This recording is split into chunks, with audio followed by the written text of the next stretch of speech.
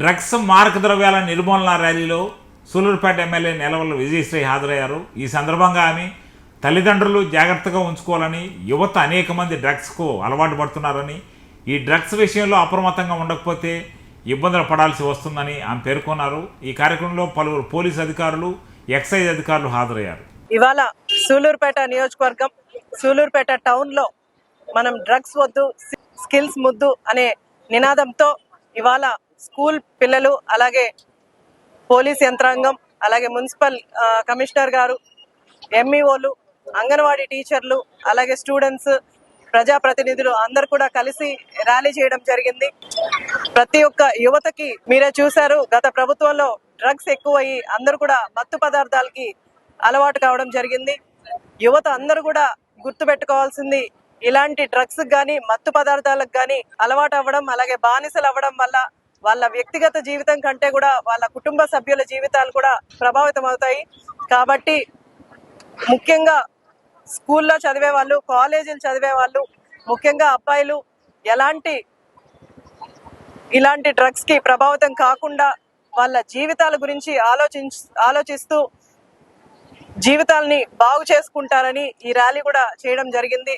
ఎవరు కూడా డ్రగ్స్ కి బానిసలు కాకుండా రాష్ట్రం అంతటా కూడా యువత అంతా కూడా వాళ్ళ ఉద్యోగాల మీద, వాళ్ళ భవిష్యత్తు మీద ఎక్కువగా దృష్టి పెట్టి ఈ డ్రగ్స్ మీరే కాదు, అలాగే మీ చుట్టుపక్కల ఎవరైనా డ్రగ్స్ తీసుకుంటున్నా సరే మీరు దాన్ని బాధ్యతగా తీసుకొని మా పోలీస్ డిపార్ట్మెంట్కి కానీ, అలాగే చుట్టుపక్కల ఉన్న నాయకులకు కానీ ఇన్ఫార్మ్ చేస్తే వాళ్ళని కేసులు పెట్టడం కంటే కూడా డ్రగ్ అడిక్షన్ సెంటర్స్కి పంపించి వాళ్ళని ఒక బాధ్యతలాగా మనం ట్రీట్ చేసి వాళ్ళని డ్రగ్ అడిక్షన్ సెంటర్స్లో క్యూర్ చేసి వాళ్ళని మళ్ళీ నార్మల్ స్టేజ్కి తీసుకొచ్చే బాధ్యత మేమందరం కూడా తీసుకుంటాము.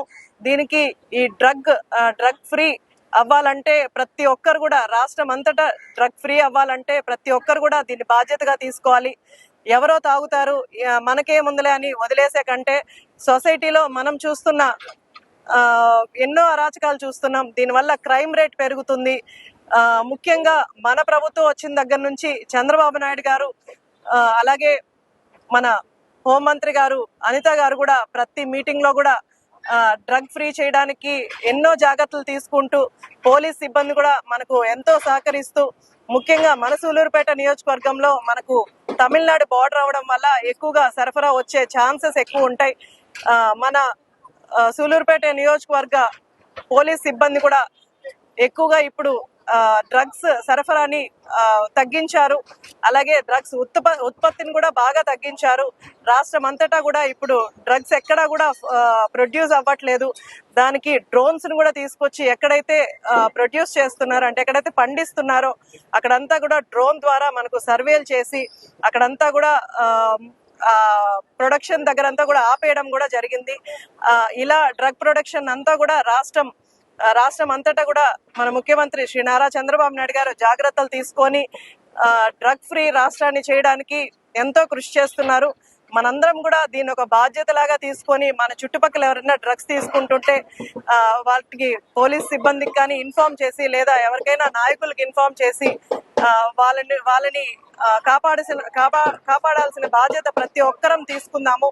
దీన్ని అందరూ కూడా చేయి కలిపితేనే మనం దీన్ని సాధించగలం. ముఖ్యంగా మన సూలూరుపేట నియోజకవర్గాన్ని డ్రగ్ ఫ్రీ సూలూరుపేటని చేయడానికి నేను ముందుకొచ్చాను. మన నాయకులందరూ, అలాగే అధికారులందరూ కూడా ముందుకొచ్చారు.